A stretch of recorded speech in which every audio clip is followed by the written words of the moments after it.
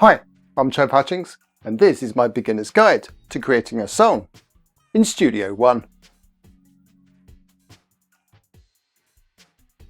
Now if you double click on the Studio One icon, this screen will come up. And now you want to click on New.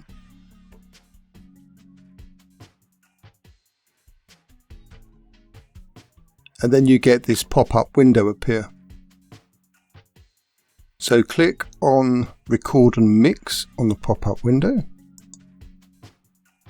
And then type in a name for your song in this little box here.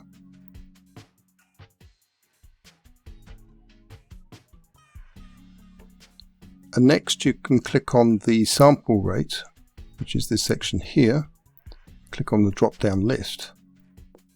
And you've got an option of different sample rates. Now if you click on 96 kilohertz, that will give you a shorter delay or a lower latency. But if your machine is low on resources, then you might want to click on instead 44 kilohertz or 44.1 kilohertz, because although the latency will be slightly higher and therefore the delay slightly longer, it will use less resources of your computer. But I've got 16 gigabytes of RAM on this, so I should have enough to click on 96.0 kilohertz. And then at the bottom of the pop-up window, click on OK. And now this blank project window will appear. Now the first thing I want to show you is how to set up your audio interface. Studio One should have already detected it, but I'm going to show you anyway, just in case you have problems there. So click on Studio One, then click on Options, and then this pop-up window appears. And then you've got this drop-down list where you can select your audio device.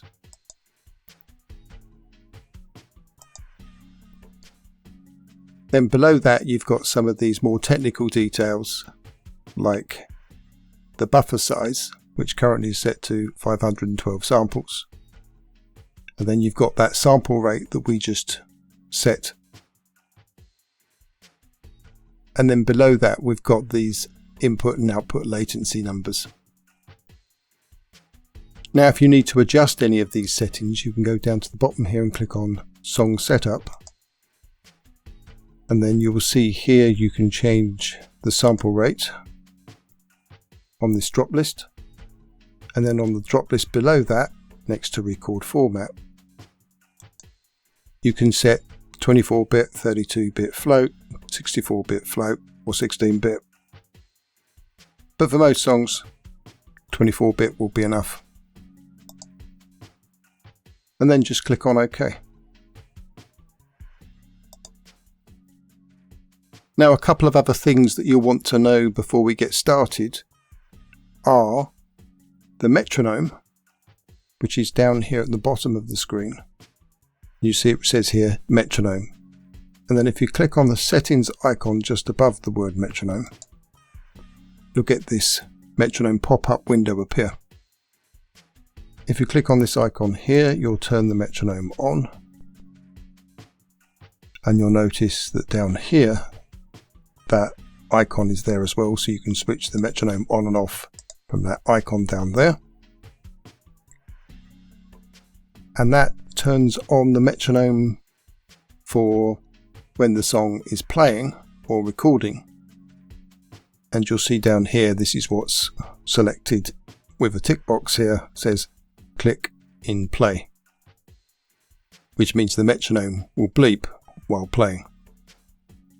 And then above here we've got this one called pre-count, and if you click on the tick box for pre-count, then that will give us some beeps to count us in before recording starts. And at the moment that's set to 1 bar. Now if you only want the metronome to beep to count you in and not during play, you can click on this tick box here, and that will mean that you'll only get the bleeps for counting and it won't play during the song. I'll take that back off. And then when you're finished, you can just click on the X icon to close. And the other thing that we want to look at just before we get into the song itself is the tempo. And the tempo is down here. This is where it says tempo, and above where it says tempo is this number. And if you click on that number, you can type in a new number. So it's currently set at 120 BPM, and if I just type in 110 and then press the enter key on my keyboard, that now sets the tempo to 110. So that is 110 beeps per minute. And now we've familiarized ourselves with the metronome and the tempo, let's add a track. And we're going to start with an instrument track. And there are several ways to add an instrument track, but for this first one we're going to go up to the top of the screen and click on track, and then click on add instrument track. And if you've got a MIDI keyboard connected, if you press on the MIDI keyboard, you'll see here I've got this orange line coming up on this velocity scale, but there's no sound. So what we need to do is add an instrument. So over on the right side of the screen, we've got this section here which is the browse window. And if it's not already up, you can click on the browse tab at the bottom right hand corner here. So if I click on it, it will close the browse pane, and if I click on it again, it'll open the browse pane. And now at the top of the browse pane, click on instruments, and then all the instruments that you've got on your machine, all your plugins, will appear in this browse list. So for this first one, click on sampler, click on this arrow next to sampler, and then click on the arrow next to drum, and then click on the arrow next to impact, and then all these different instruments for impact will appear, and you can use the scroll bar at the side to go through the list. And next I'm going to drag one of these across. I'm going to click on the modern kit here and then drag it to the instrument track. And then the impact window will open up here, and you'll see just here it says modern kit. And if I click on these pads, you'll hear the sounds that have been added to these pads.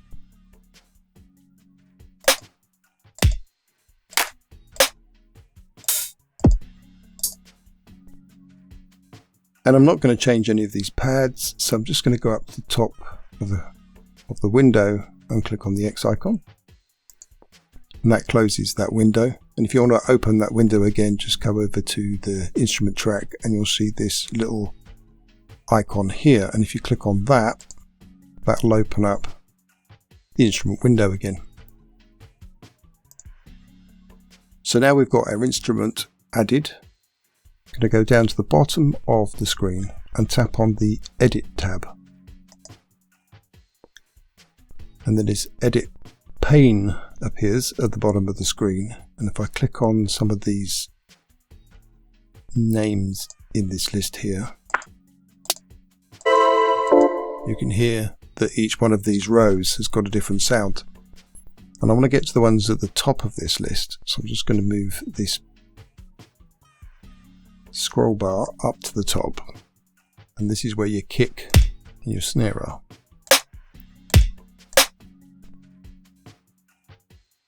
Now, to add some notes to this track, I'm going to go up to the track itself, and I'm just going to double click on the track, and it creates this little MIDI zone. And now if I come back to the editor and click in this grid area, just need to double click where you want the notes to go.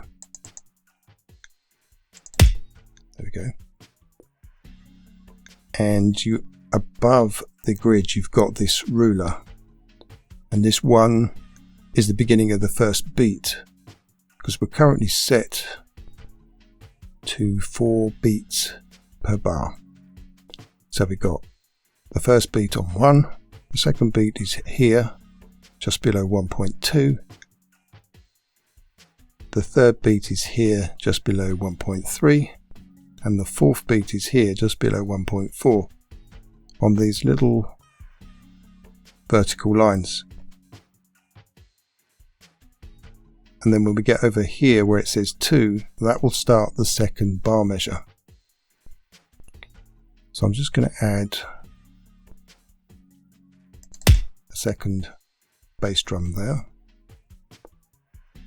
and maybe add a couple in between.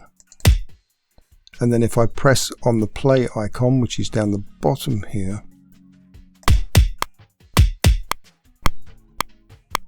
you can hear that metronome going. And I'm just going to turn that metronome off. And then I'm going to click on this back to beginning, or as they call it, return to 0 icon. And that will move this vertical line here, which is the track position marker, back to the beginning of the song. So when I press on play again, it'll start from the beginning.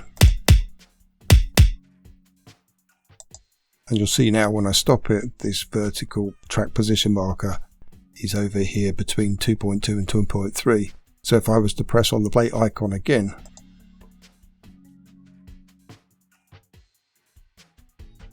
and then click on the stop icon, you'll see it started from where it was, and it didn't start from the beginning of the song. So that's why you click on this return to 0 icon. Now I'm going to add a couple of snare notes, and to keep with the beat I'm going to put one on the 1.2 by clicking on the grid. Oh, that's a clap, I don't want that. So if I want to remove the note, I'll just double click on it again. So I double click on the note to remove the note. So I'm just going to go up one line here, and you'll notice as I move up, the line here, the row here with the snare on it, goes a slightly darker grey than the other lines.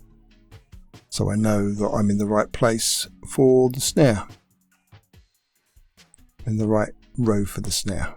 And if I go down slightly, you'll see it's the clap now becomes the row that's slightly darker grey. And I'm just going to go along here and put a second snare in. So if I play that now,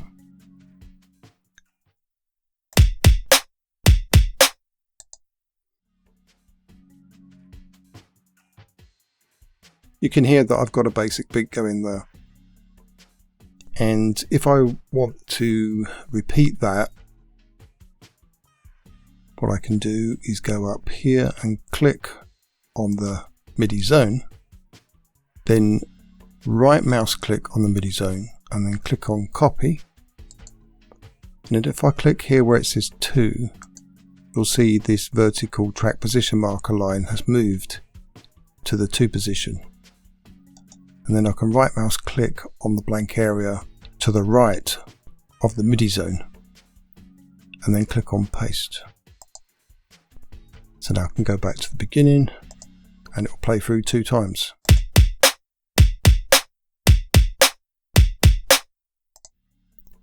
Okay, so let's add a second MIDI instrument track, and I'm going to do it this time from a slightly different way, which is easier, but I wanted to show you the other way first because this one would have sounded a little bit more complicated if I'd have done it first. So I'm going to scroll back up here. I'm just going to click on this arrow again next to sampler to close that group of sounds, so I don't have to keep scrolling up and down so much. And then I'm going to click on the arrow next to synth, and then I'm going to click on the, well, this one's already open, but I was going to click on the arrow next to May Tai, and then scroll down. I can see sections here. I'll close that one back down, close that one back down. Right, so the one I actually want is poly. So I'm going to click on the arrow to the left of the word poly. And then I want fifth element. Just going to scroll a bit further down. I've got fifth element here. Now this time I'm just going to press down on this fifth element and drag it to the track header positions over here and just drop it, and you'll see that it actually adds automatically an instrument track with this instrument already on it. And if you see with this instrument window that's opened, you can see it's got a virtual keyboard down here, so I can actually play the notes from the virtual instrument keyboard.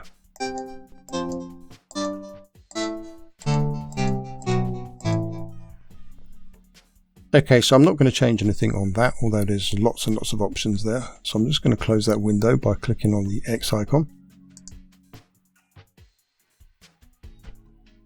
Click on the instrument header just to make sure that's the track that I've selected. And then I'm going to double click on the track again to create a MIDI zone. And then I'm going to come down here to the edit window. And I'm just going to add some notes over the top of those drums. Now this is 1 bar long by default, so I can come up to this top right hand corner here and I can drag it if I want it to be longer. Or I can just go up here onto the actual track itself, and the icon changes. You can see there it changes into this double headed arrow type icon. And you can drag it from there as well. And this time I'm just going to put in some chords. So I'm just going to click on these once again, double click to add these chords.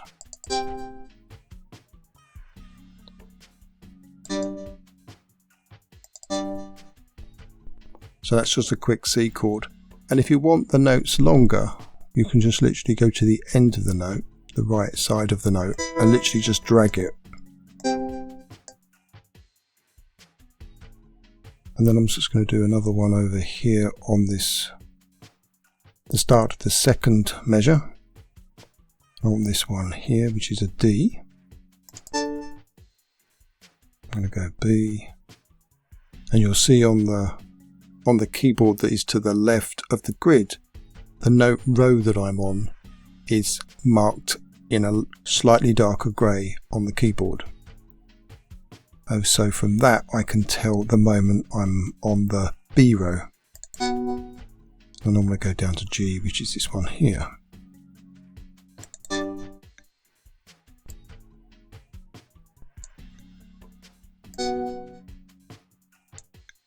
So there, basically what I just did was press down on the left mouse button and then drag down, and then that has selected all of these 3 notes, and then I can change the length of all 3 notes at exactly the same time. So that's how you can modify more than one note at the same time. If I go back down now, click on play.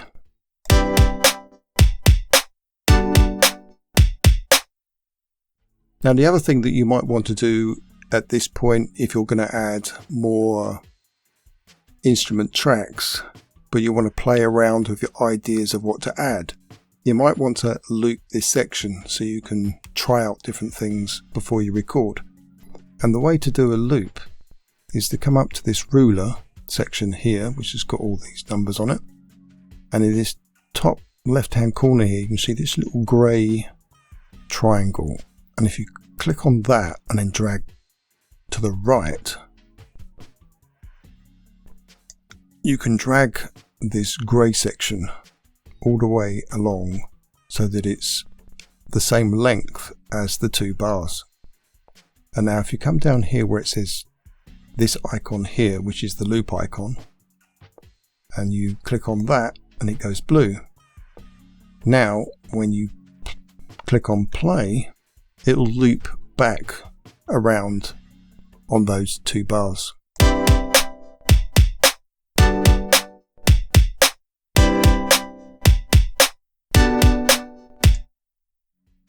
And if you want to turn the loop off, you can just literally just click on this loop icon again.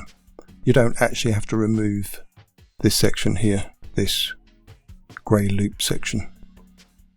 And of course, the other thing that you can do in a DAW is add audio. So for instance, a vocal track. So to do that, I'm going to go back up here where it says track, click on track, and then click on add audio. Now if you're adding a vocal track, you're probably going to want to click on add audio track mono. And that's usually because microphones are mono. And the next thing you'll want to do once it's been added, you'll see there is this track 3 now, which is my audio track. And you'll see just here on this audio track it says input L mono. And that is selecting my first mono track on my audio interface. And if you want to change that, you can just click where it says input and your inputs will be listed here. Now if the input you want isn't listed there, then you might have to set it up, in which case you'll need to click on Audio I/O Setup on this pop-up menu. And then this window will come up, and in this Audio I/O Setup section you'll see here that you've got 2 tabs, one's inputs, one outputs. And when you click on the inputs one, you'll see the inputs you've already got selected. And you'll see here I've got a stereo one and I've got 2 monos. So if I was to choose the stereo one for a mono track, it would only come up on one of the 2 mono tracks, so I would only be recording on half the stereo. But here I've got it set to L, which is my first input. Here we are, input 1 is selected here. And you'll see that input R is set to input 2. Now I could change that if I wanted it to be input 4. I can just click on here, this box here, and then the M will get moved to there, M for mono, and that then becomes input R. It doesn't have to be the same input L and R as the stereo. So once again, with the input L here, I could actually change that to say 7. They don't have to be the same ones as the stereo. Put that back to L. And in the same way, this L and R for stereo doesn't have to be L and R like that. We can move them to a different pair of the inputs. And if you want more mono inputs added or more stereo inputs added, you can just click on here where it says add mono or add stereo. And then when you've finished setting up your audio interface, you can click on OK. Okay, so I've chosen my input, but you'll notice that there's no input on this input meter section here. And that's because you have to click on the record icon first to arm the track. I'm just going to turn off the record on that track there. So only this track has got the track armed for recording, because when I record audio, I don't want to have it trying to record on instrument track at the same time. And now you'll see that there's this green section here, which is showing the sound coming from my microphone. And if it's too loud and it gets too far up this meter, you'll know that you're too close to the microphone. Now at this point, there's another thing that I want to show you, and that is the mix pane. So we go down to the bottom right and click on mix. You'll see all this lot come up. And it looks quite confusing to begin with, but basically what you've got here is you've got this one here, which is the first instrument track we added. This one here. If I click on this one here, which is the second one, is this one over here. And it just so happens that this first one we added has got several tracks that are associated with it. And then on the end here we've got this one here, which is the audio input one.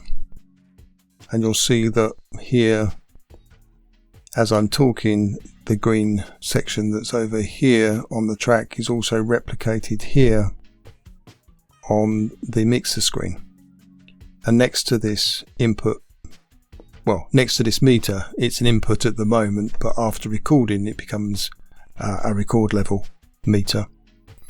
And you're next to that, you'll see here we've got this volume control, and that's how you set the volume of the recorded sound. This doesn't affect the input, just the recorded. And you'll see here we've got the arm button here. So we can do the arm from here, or we can do it from the actual track header. And we've also got a mute icon that we can click on, or a solo icon that we can click on. And above that we've got this section here, which is the pan. So we can pan it from left to right, or leave it back in the center.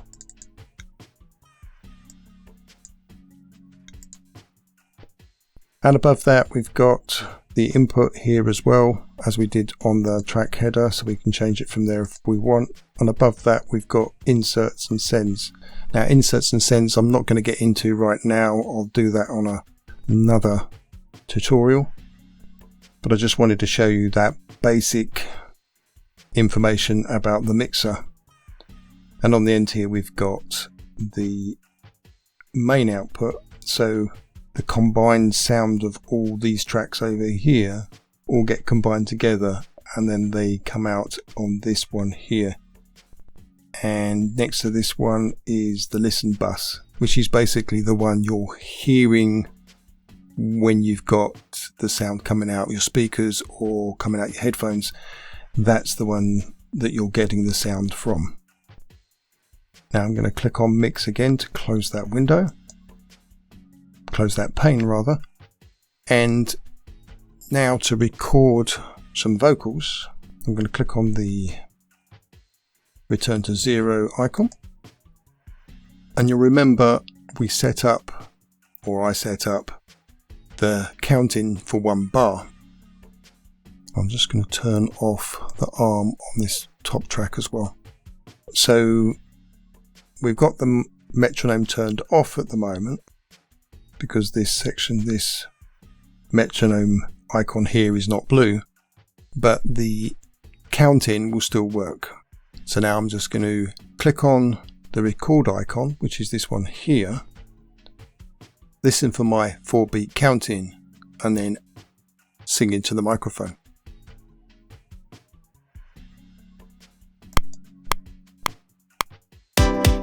This is love.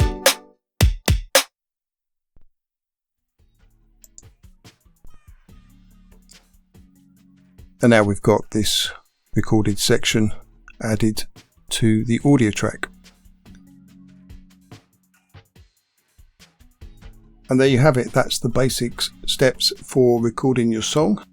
Only leaves one thing left, and that is to save. And to do that, you go up here to File and click on Save. If you enjoyed this video, do give us a thumbs up and click on that subscribe button. Cheers.